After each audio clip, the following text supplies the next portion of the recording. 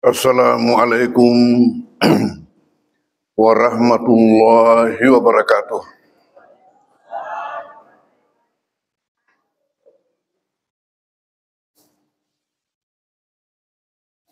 Bismillahirrahmanirrahim.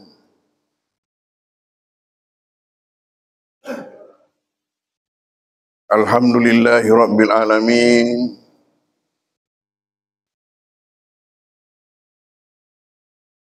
Wassalatu wassalamu ala ashrafil anbiya'il mursalin Sayyidina Muhammadin wa ala alihi wa ashabihi wa atba'ihi ajmain.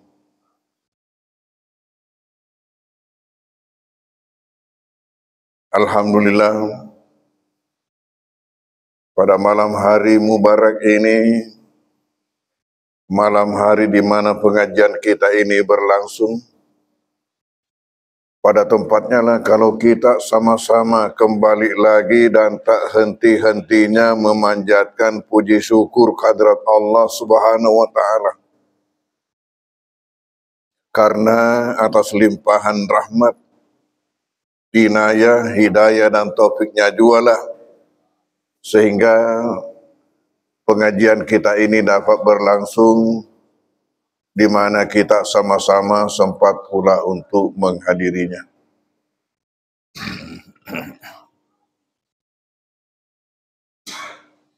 Hadirin hadirat jamaah maghrib dan majelis pengajian rahimakumullah. Kita baru saja menyelesaikan ibadah haji pada tahun ini oleh saudara-saudara kita yang mendapatkan rahmat untuk melaksanakannya. Dan bagi kita yang ada di tanah air, kita baru saja melaksanakan salat Id disertai dengan ibadah kurbannya. Dengan berakhirnya bulan ini, bulan Zulhijjah, maka berarti kita akan memasuki tahun baru kita dengan terbitnya bulan Muharram. Tahun baru 1447 Hijriah, yang berarti sudah 1447 tahun yang lalu Rasulullah Sallallahu Alaihi Wasallam hijrah dari Mekah ke Madinah, di mana peristiwa ini dijadikan tonggak sejarah buat umat Islam sebagai kemenangan dan berkembangnya di dunia sampai saat ini dan sampai akhir zaman insya Allah. Di dalam Al-Quran, Allah menyebutkan bahwa Allah telah membagi waktu dalam setahun itu 12 bulan. Allah membagi waktu dalam setahun 12 bulan. Di mana dari 12 bulan ini ada 4 bulan-bulan sakral. Bulan-bulan sakral itu ialah Zulqa'dah, Zulhijjah, Muharram, dan Rajab. Zulqa'dah berarti bulan di mana orang tinggal duduk di rumah, tidak keluar pergi berperang. Zulhijjah adalah bulan di mana orang melaksanakan ibadah haji. Muharram adalah bulan yang sangat disakralkan. Dan Rajab adalah bulan di mana orang menahan diri daripada perbuatan-perbuatan yang tercela, utamanya pergi berperang.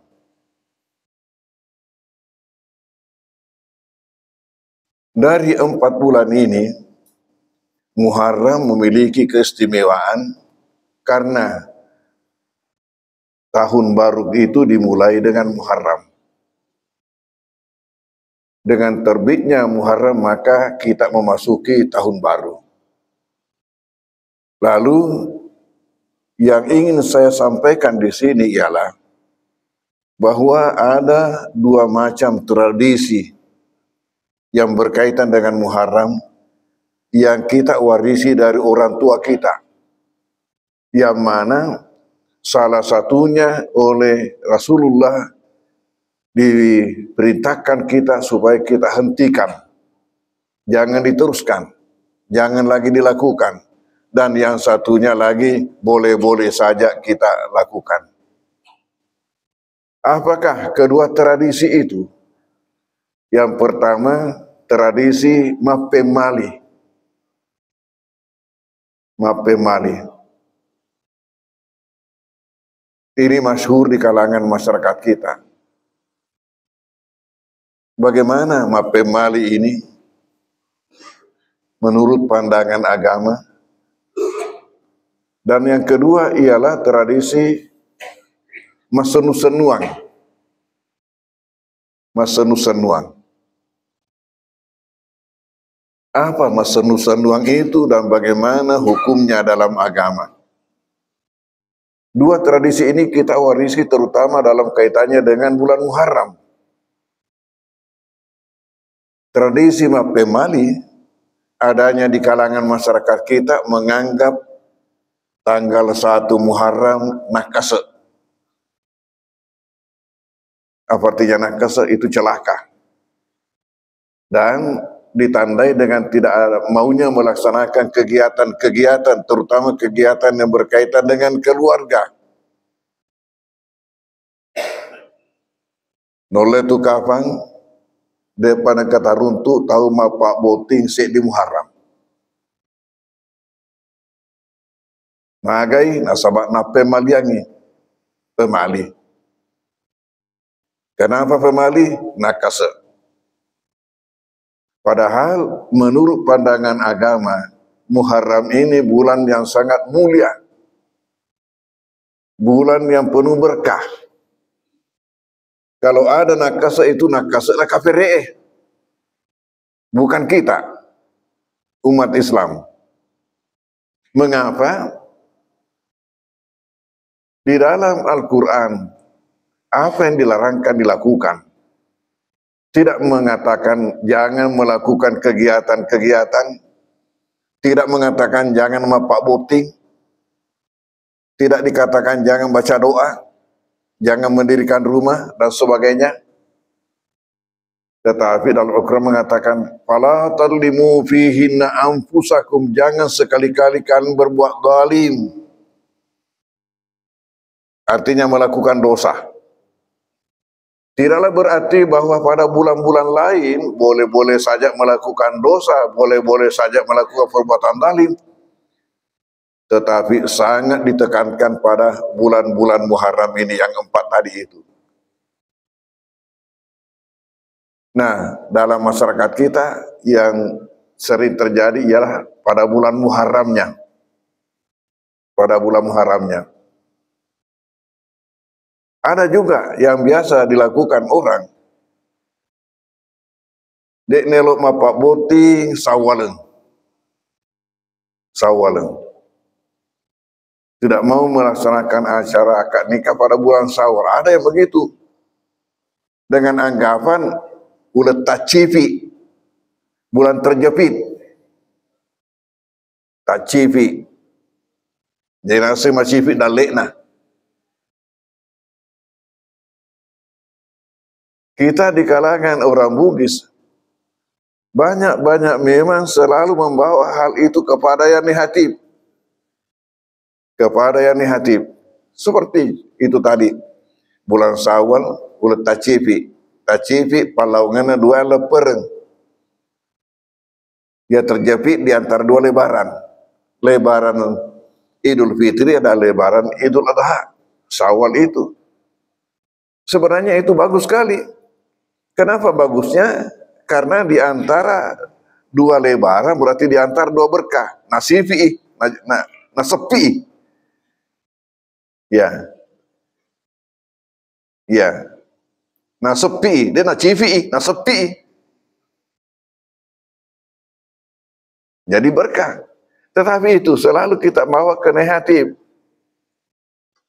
Sering umpamanya, kalau ada acara mau pernikahan itu, ada namanya petuadah, perundingan antara pihak laki-laki dan pihak perempuan untuk ditentukan berbagai hal yang berkaitan dengan acara pernikahan. Termasuklah di situ maharnya berapa, uang panaiknya berapa, harinya berapa, dan sebagainya. Nah, tidak mau memilih itu. Jadi demikian juga ini satu Muharram, karena nape maliangi. Kenapa? Karena adanya itu nakase.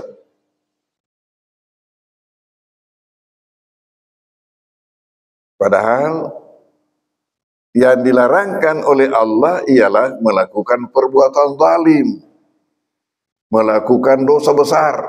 Itu yang dilarangkan. Kalau kebaikan kude semua degaka salare pugau. Tidak ada salahnya kita lakukan. Itulah sebabnya maka ketika dulu di pesantren, ini cerita 39 tahun yang lalu. 39 tahun yang lalu. Tahun 86. Saya tiba dari Kairo tahun 85.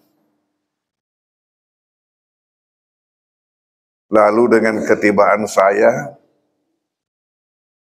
diperlihatkan mimpi oleh Allah. Mimpi yang menunjukkan bahwa pesantren ini akan maju. Dan karena itu tidak akan muat lagi mangkosok. Dan karena itu saya pergi menemui Bupati. Bupati waktu itu Andi Mansur Sultan dari Bulukumba menyampaikan hal ini. Kata beliau begini, carilah lokasi di sekitar Mangkoso. Kalau di situ bisa diketemukan masih tanah negara, kami siap untuk bantu. Makurna Pauwe. Tapi kalau itu masih tanah masyarakat, maka pesantren yang harus berhubungan langsung dengan masyarakat. Kembali tanya-tanya masyarakat. Masih adakah di sini dekat-dekat Mangkoso tanah negara yang bisa dijadikan perluasan kampus pesantren kita apabila nanti akan terjadi perkembangan? Masyarakat memberikan jawaban dengan mengatakan, itu Tondronge masih tanah negara, masih tanah hehe, tanah negara. Itu juga Bulu Lampang masih tanah hehe, tanah negara. Maka kita pun mengajukan surat permohonan ke Bupati, minta itu. Maka Bupati mengatakan, kita garap dulu ini, poin 1, Tondronge. Datanglah beliau meletakkan batu pertama. Itu bertepatan dengan 1 Muharram dan kena pula hari Jumat. Hadirin, tahun ini saya lihat kelihatannya hari Jumat lagi, 1 Muharram. Pada tanggal 27 akan datang. Ini hari Jumat. Maka kita buat berbaris santri-santri itu dari Mangkoso, Polewali, Matuangin, Keru-Keru, kemudian tembus di ujung utara Tondronge. Ini bukit yang memanjang dari utara ke selatan, jalan di tengah-tengah sampai ujung akhir di selatan.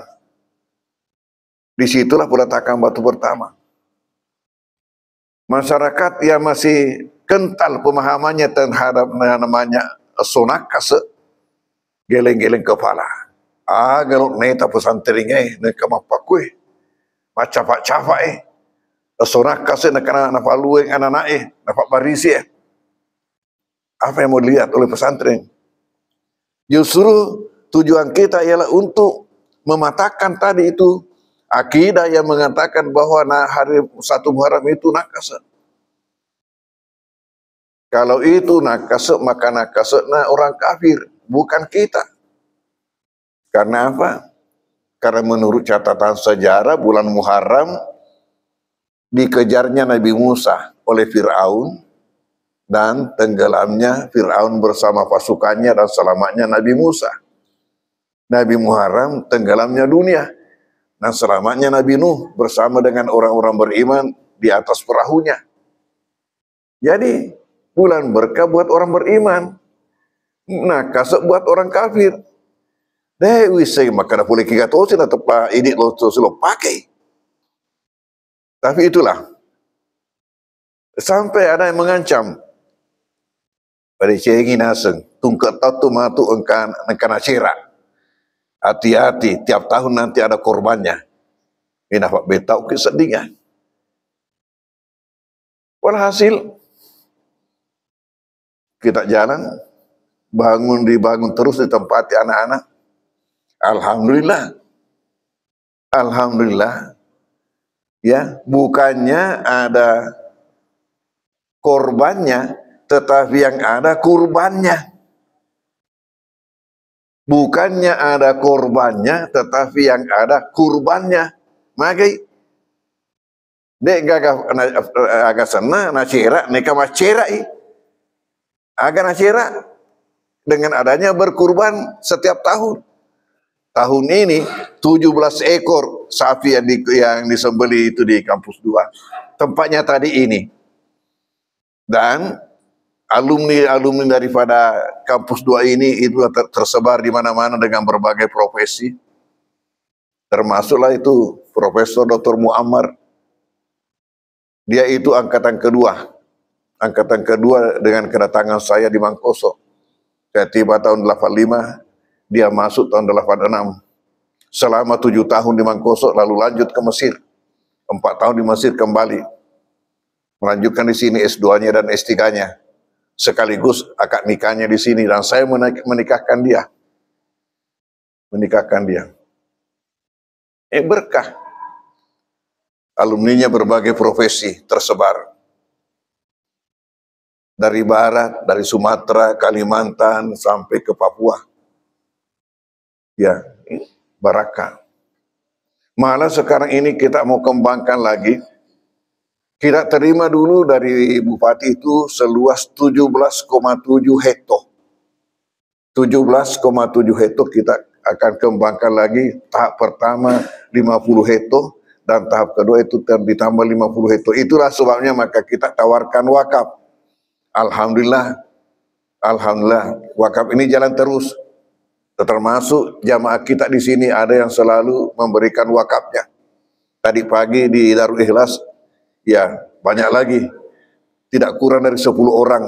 Tadi pagi sesudah salat isyraq kita di Darul Ikhlas itu memang rupanya sudah dibawa dari rumahnya itu persiapannya, tahu bahwa pengajian nanti subuh saya membawakan pengajian, guru membawakan pengajian, maka dibawakanlah itu wakafnya. Dan ada juga dari Papua, dari Jayapura, tiap bulan. Tidak banyak, tapi tunggu ulang. Ya, nafoso toka dibaca Pak doangnya karena setiap menerima itu dan doanya itu ditulis baru dikirimkan supaya terbukti bahwa betul-betul didoakan. Tidak hanya dijawab dengan mengatakan saya sudah doakan, jangan sampai ragu-ragu karena jadi makanya saya tulis itu doanya. Selalu didoakan. Alhamdulillah. Dan lebih daripada itu berkahnya bahwa di Mangkoso ada suatu tingkatan selain daripada perguruan tinggi yang sekarang Institut Agama Islam DDI Mangkoso, Institut Agama Islam DDI Mangkoso, ada perguruan tinggi yang lain di pesantren namanya Ma'had Ali. Itu adalah pendidikan kader ulama.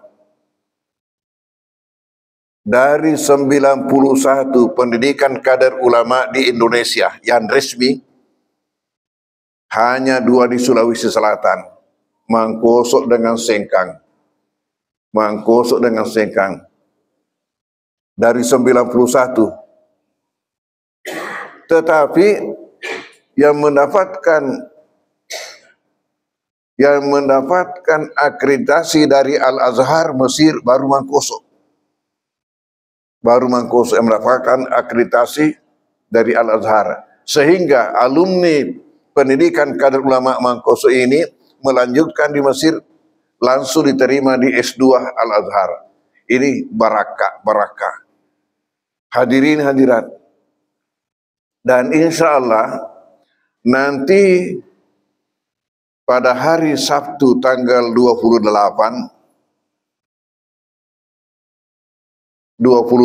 hari Jumat 1 Muharram, berarti itu 2 Muharram. Hari Sabtu yang akan datang tanggal 28, ya, saya mengundang kita untuk datang jalan-jalan di pesantren di kampus 3, kampus Putri. Kalau kampus 2 tadi ini Tondronge adalah khusus untuk laki-laki, maka ada lagi kampus yang ketiga di sebelah barat Kota Mangkoso, namanya Buluk Lampang. Itu kampus khusus untuk putri. Di situ nanti diadakan acara yang setahu saya belum ada suatu pesantren yang melaksanakan acara seperti itu. Acara penamatan nanti hari Ahadnya, tapi itu hari Sabtunya. Acara itu saya harapkan siapa di antara kita yang tidak ada kegiatan, silakan datang. Acaranya dimulai insya Allah jam 9 pagi, dimulai acara itu. Acara namanya Haflah Idadiyah. Tapi bagaimana modelnya nantilah kita lihat setelah datang ke sana. Ya biasanya Bapak kita ketua selalu datang kalau kita undang menghadiri acara-acara di pondok pesantren. Hadirin hadirat. Nah, berkaitan dengan tadi Mapemali, seperti Napemaliangi Mapugau melakukan kegiatan 1 Muharram. Yang saya katakan hari berkah. Ini dilarang oleh Rasulullah. Laisa minna man tatayyara au tatayyara lahu, bukanlah golongan kami. Nah senabi tatana golongan tatu tau ma pemalie nenia tau ya pemaliangi. Orang yang dibuatkan pemali. Orang lain yang bicara kepadanya bahwa kamu itu pemali begini, kamu tidak boleh begini.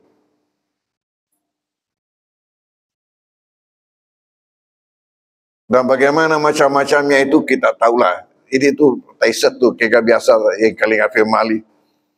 Sekarang ini sudah mulai berkurang, terutama karena anak-anak muda kita yang sekolah kurang-kurang percaya. Ya anak-anak kita yang sudah belajar itu kurang-kurang percaya. Ya biasanya hanya orang tua yang selalu hati-hati kok pemali tuh mau mapakwe, pemali tuh mau mapakwe. Yang pemali sebenarnya itu ialah hal-hal yang diharamkan agama. Kita boleh mengatakan wah pemali yang menrebawi. Nah itu oke itu. Tapi yang tidak ada kita tidak ada logikanya mau diapakan, kenapa dia pemali umpamanya. Ya. Pemali itu dari Kue Pasikarawe botinge saret naik Karawang. Itu contohnya. Ini pengalaman saya. Karena banyak-banyak saya nikahkan, saya juga diminta untuk membawa pengantin laki-laki itu untuk persentuhan pertama dengan istrinya namanya Mapasi Karawa. Sementara menurut Rasulullah itu yang dipegang ubun-ubunnya. Nah ini yang dipemalikan oleh orang tua itu pemali. Kenapa? Itu cepat mati.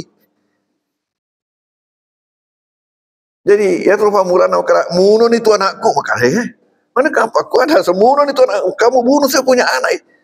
Gara-gara itu saya katakan, iya, tersalah kafangi kak. Apakah saya ini dianggap sebagai pembunuh? Jadi maunya itu ialah lain. Padahal itu pula yang dianjurkan Nabi. Memang tidak sembarang dipegang, artinya tidak sekedar dipegang saja. Memang ada baca-bacanya. Ada baca-bacanya.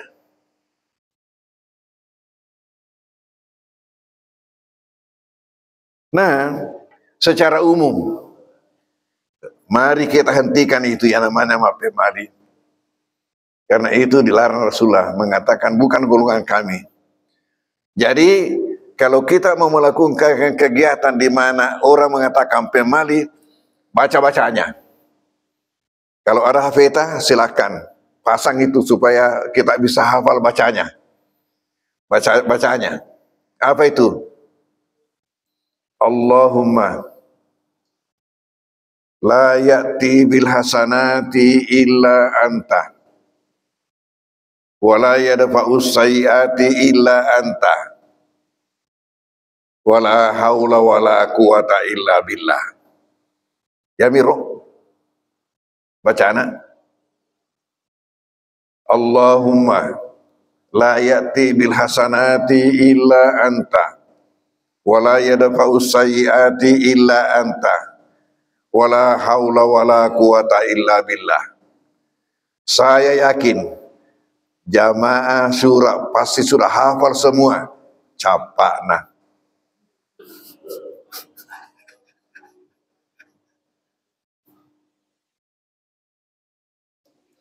Allahumma ya Allah, la ya'ti bil hasanati illa anta, tidak ada yang dapat mendatangkan kebaikan kecuali engkau.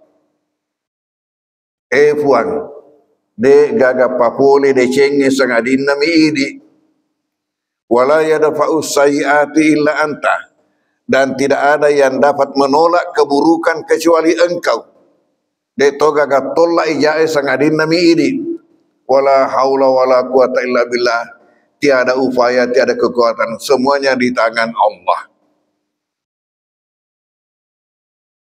Allahumma la ya'ti bil hasanati illa anta wa la yadfa'us sayyiati illa anta wa la haula wa la quwata illa billah.